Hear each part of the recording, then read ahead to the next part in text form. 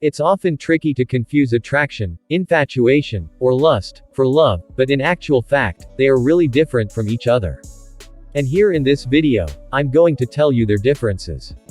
And if you are ready for this, then let's get right on it. 1. Love. What is love? Love is not a feeling, as most people believe it to be so. Love is simply a choice or a decision, to love and care for another unconditionally, and to remain faithful and committed to that person over and over again, even when the feelings of excitement are over. Love is looking out for the good of, and being committed to the development, advancement, and betterment of another. Love is a continuous expression of unconditional care, affection, and respect towards someone. The kind of love I'm talking about is the agape kind of love. That is, God's kind of love, which is unconditional, sacrificial, and selfless. It's not selfish, but selfless. It looks out for the utmost good of the other person, and it doesn't violate the right of another. 2. Attraction. What is attraction? Attraction is simply being physically appealing to the eyes. That is, when you are attracted to someone, it means the person is physically appealing to you, and you look forward to seeing more of them. However, one of the greatest errors is to mistake attraction for love. In short, just because you are attracted to someone does not mean you are in love with that person. As a matter of fact, it's possible to be attracted to a person and not necessarily be in love with that person. However, you can't love another without being attracted to that person.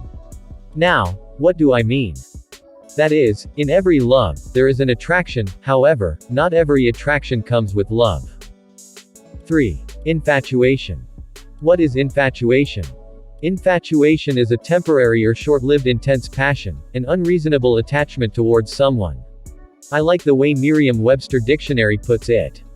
A feeling of foolish or obsessively strong love for, admiration for, or interest in someone or something.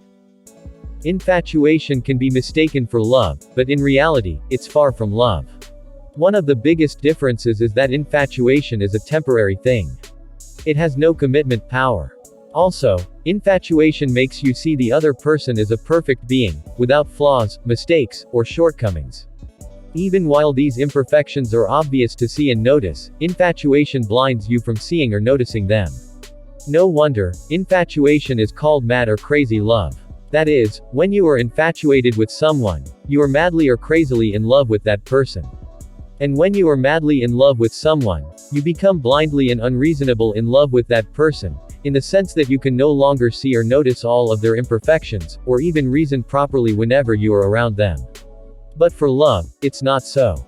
That is, no matter how much you may love a person, you can't be blind to their imperfections.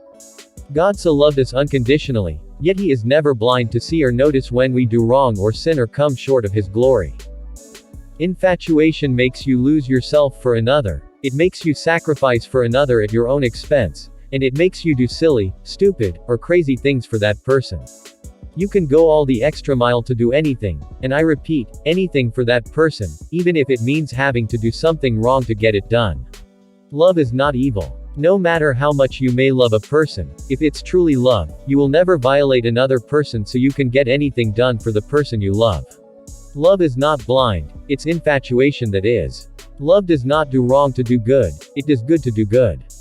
Anything outside that, is not love. Lastly. 4. Lust. What is lust? Lust is being sexually attracted to someone. It's an intense sexual desire for someone.